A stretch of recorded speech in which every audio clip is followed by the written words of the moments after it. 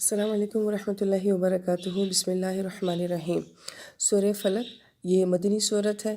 اس کی 5 آیات ہیں اور 1 رکوع ہے۔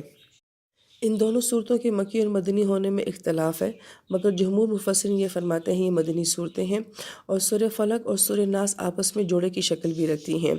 ان دونوں صورتوں کا شان نزول بھی بیان کیا جاتا ہے۔ مفسرین کرام یہ فرماتے ہیں کہ یہودی بہت اچھے طریقے سے جانتے تھے کہ آپ علیہ السلام سچے نبی ہیں، اور آپ علیہ السلام کا دلائل یا طاقت کے ذریعے مقابلہ نہیں کیا جا سکتا، اس لیے انہوں نے ایک اور حربہ استعمال کیا۔ وہ یہ کہ یہودی لوگ جادو میں بہت ماہر تھے، تو انہوں نے لبید بن عاصم کو اور ان کی 2 بیٹیوں کو اس بات کے اوپر ہائر کیا کہ وہ نبی علیہ السلام کے اوپر جادو کریں۔ اس کے لیے انہوں نے آپ علیہ السلام کا ایک خادم ان کو 3 اشرفیہ دے کے اس بات کے اوپر قائل کر دیا کہ وہ نبی علیہ السلام کے بال ہمیں لا کر دے دیں۔ پھر جب ان کو بال مہیا کیے جاتے ہیں تو جو بھی ان کا عمل تھا، نبی علیہ السلام کے بال مبارک پہ وہ عمل کر کے اسے ایک کنویں کے نیچے دفن کر دیا جاتا ہے۔ اس کنویں کا نام ذروان، ذو اروان اور ذی اروان تینوں طرح سے آتا ہے۔ اس کے بعد آپ علیہ السلام کے اوپر یہ کیفیات تھیں کہ کوئی کام ایسا جو آپ علیہ السلام نے نہیں کیا ہوتا تھا، آپ علیہ السلام محسوس فرماتے تھے جیسے وہ میں نے کام کر لیا ہے، اور بعض اوقات آپ علیہ السلام نے کوئی کام کیا ہوتا تھا مگر آپ علیہ السلام کو ایسا محسوس ہوتا کہ میں نے وہ کام نہیں کیا ہے۔ جب یہ کیفیات کچھ زیادہ ہونے لگی اور آپ کو کچھ تکلیف محسوس ہونے لگی تو بھی اللہ تعالیٰ نے یہ معاملہ آپ علیہ السلام کے اوپر ایک خواب کے ذریعے ظاہر فرما دیا۔ حضرت عائشہ رضی اللہ عنہا فرماتی ہیں کہ نبی علیہ السلام نے مجھ سے فرمایا کہ مجھے کیا بیماری ہے، اس کا اللہ پاک نے مجھے خواب میں بتا دیا ہے کہ 2 شخص میرے پاس خواب میں آتے ہیں، ایک میرے سرہانے بیٹھ گیا، ایک میرے پاؤں کی طرف۔ سرہانے والے نے دوسرے سے کہا کہ ان کو کیا تکلیف ہے، تو دوسرے نے کہا یہ مسحور ہے۔ اس نے پوچھا کہ سحر ان پر کس نے کیا ہے، تو اس نے جواب دیا کہ لبید بن عاصم نے، جو یہودیوں کا حلیف ہے اور منافق ہے۔ اس نے پوچھا کس چیز میں جادو کیا ہے، اس نے کہا کہ ایک کنگھے میں اور اس کے دندانوں میں۔ پھر اس نے پوچھا کہ وہ کہاں ہے، تو اس نے بتایا کہ کھجور کے اس غلاف میں جس میں کھجور کا پھل پیدا ہوتا ہے، اور پھر کنویں کا نام بتایا، وہ ایک پتھر کے نیچے دفن ہے۔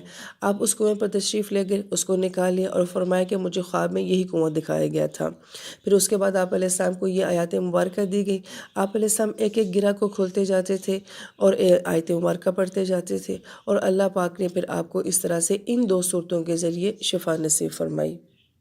حضرت عائشہ فرماتی ہیں رضی اللہ تعالیٰ عنہ، میں نے نبی علیہ السلام سے فرمایا کہ اللہ کے نبی کیوں نہ اس شخص کا نام جو ہے ظاہر کر دیا جائے جس نے یہ حرکت کی ہے، تو آپ علیہ السلام فرماتے ہیں کہ مجھے اللہ پاک نے شفا دے دی ہے، لہٰذا مجھے یہ بات پسند نہیں کہ میری ذات کی وجہ سے کسی کو نقصان پہنچے، کیونکہ اگر اس شخص کا نام ظاہر ہو جاتا تو صحابہ کرام یقیناً ان کو قتل کر دیتے۔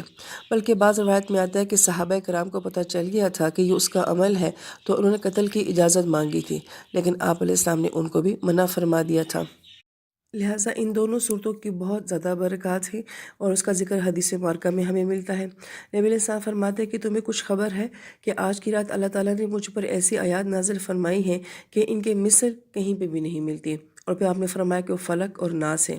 ایک روایت میں آتا ہے کہ آپ فرماتے ہیں کہ تورات میں، انجیل میں، زبور میں اور قرآن میں بھی ان کی مثل کوئی اور صورت نہیں ہے، اور وہ فلق اور ناس ہیں۔ ایک روایت میں آتا ہے کہ آپ علیہ السلام نے ان دونوں صورتوں کو ہر نماز کے بعد پڑھنے کی تلقین فرمائی ہے۔ حضرت عائشہ فرماتی ہیں رضی اللہ تعالیٰ عنہ، نبی علیہ السلام کو جب کوئی بیماری پیش آتی تو یہ دونوں صورتیں پڑھ کر اپنے ہاتھوں پہ دم کر کے سارے جسم مبارک پر پھیل لیا کرتے تھے۔ پھر جب مرض وفات کا وقت آیا، آپ علیہ السلام کی تکلیف بڑھنی شروع ہوگی، تو فرماتی ہیں کہ میں یہ 2 صورتیں آپ علیہ السلام کے ہاتھ مبارک پر پڑھ کر دم کر دیتی، اور آپ علیہ السلام کے مبارک ہاتھوں کو ہی آپ کے جسم پہ پھیر دیا کرتی تھی۔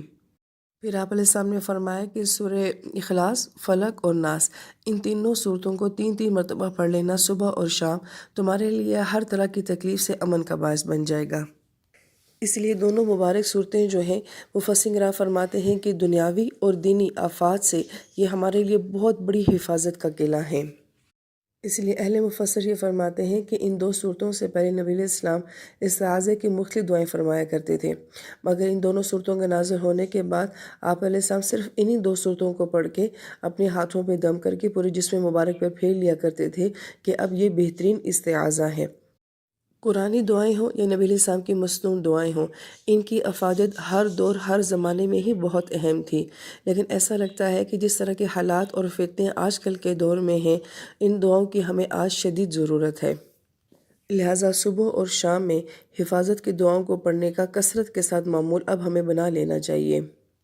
جو باتیں ہمیں پہلے فضائل سے سمجھ نہیں آتی تھی یا وعظ سے سمجھ نہیں آتی تھی، وہ اب ہمیں حالات سمجھا رہے ہیں کہ ہمیں حفاظت کی شدید ضرورت ہے۔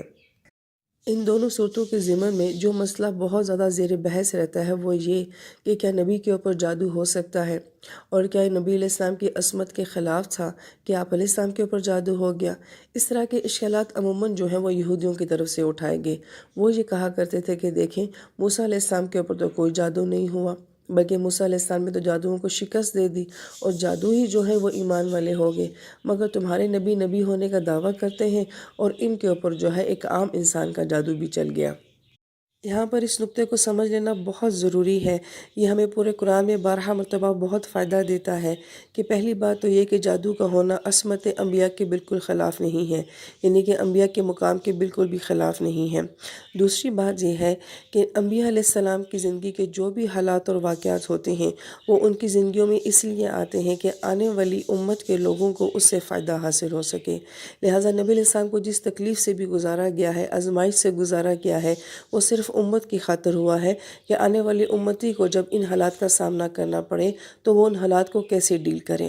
لہٰذا میرے نبی کی زندگی میں جو کچھ بھی ہوتا ہے وہ دراصل میں اللہ پاک میری اصلاح کے لیے، میری رہنمائی کے لیے کرتے ہیں، تو اس سے میرے نبی علیہ السلام کی شان کو کیا فرق پڑتا ہے۔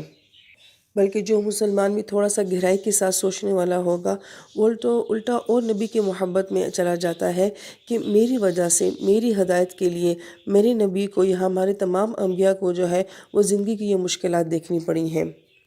گویا کہ مجھے جادو سے بچانے کے لیے میرے نبی کو جو ہے اس تکلیف میں ڈالا گیا، تو آپ علیہ السلام کی تو اور بھی عظمت ہمارے دلوں میں آ جاتی ہے۔ لہٰذا اس نقطے کو سمجھ لینا بہت ضروری ہے۔ پھر ان دونوں صورتوں کا ربط دیکھیں، مفسر کرام یہ فرماتے ہیں کہ فلک جو ہے وہ ہماری دنیا کو ڈسکس کرتی ہے اور ناس جو ہے وہ ہمارے دین کو ڈسکس کرتی ہے۔ یوں بھی کہا جا سکتا ہے کہ ایک ہماری ظاہر کی دنیا ہے، ایک ہمارے باطن کی دنیا ہے۔ ایک ظاہری حالات ہوتے ہیں، ایک اندرونی حالات ہوتے ہیں، اور انسان انہی دو دنیاؤں میں جیتا ہے، اور فلک اور ناس جو ہیں وہ انہی دو دنیاؤں کو ڈیل کرنے کے لیے ہمیں دی گئی ہیں۔ اس بات کو بعض اہل علم یوں بھی بیان کرتے ہیں کہ گویا کہ سورہ فلک جو ہے وہ ہماری اس دنیا کے تحفظ کے لیے ہے، اور سورہ ناس جو ہے وہ ہماری آخرت کے تحفظ کے لیے ہے۔ تو گویا کہ ان دونوں مبارک صورتوں کے ذریعے اللہ پاک ہماری دونوں دنیاؤں کی حفاظت فرما رہے ہیں۔ لہٰذا یہ دو صورتیں جو ہیں یہ ہماری زندگی ہیں، یہی ہماری دنیا ہے اور یہی ہماری آخرت بھی ہیں، اور ان دو صورتوں کی جتنی ہمیں آج اشد ضرورت ہے شاید اس سے پہلے کبھی نہ ہو۔